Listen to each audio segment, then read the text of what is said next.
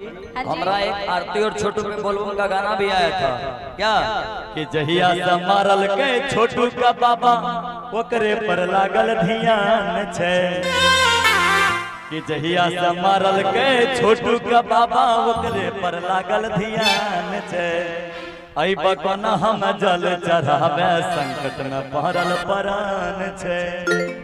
आई बकन हम जल चढ़ावे संकट में पड़ल परान छे। और की भैया भौजी हमर बनल कसैया घरे के करल ई कांड छे। करंट लगल कर दा ख्याल छ आई बकन हम जल चढ़ावे संकट में पड़ल परान छे। कोचिंग क्लास में फेल रहे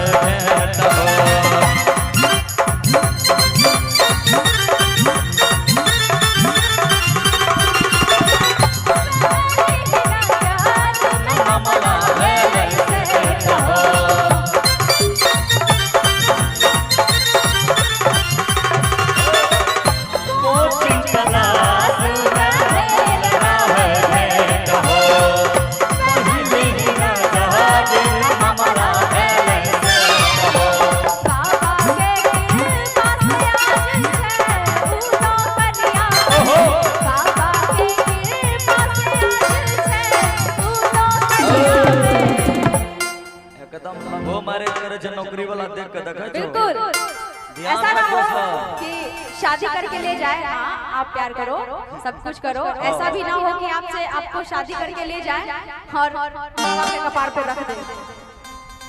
तो ऐसा भी होना चाहिए। पढ़ लिख लो, शादी तो होती रहेगी, प्यार अच्छी बात है। पहले जॉब ढूंढ लो, खाने का ठिकाना देख लो, खुद रख पाओगे या नहीं रख पाओगे, फिर ही शादी करना। तो इसलिए बोलती है वो। सुन लो, सीखला सब एक्सपीरियंस वाला आदमी छ भैया। एकरा से अपन बीती घटना बताबै छ। सुनै छन भैया कने छो ओ करे के पास आइखन छै उ नौकरिया में। ठीक है मैं लव मैरिज किया है, ऐसे किया नहीं है। हम यहां तक सुनै ल चाहे लोगे। मेरे जो है उनको पावर है मुझे खिलाने का, तो मैंने शादी की है।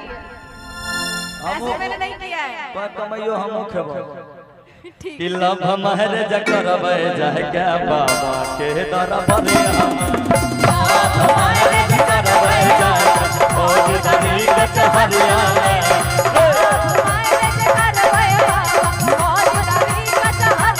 कैसे बाबरिया के भेष धर के भागा पाए भोरा हरिया।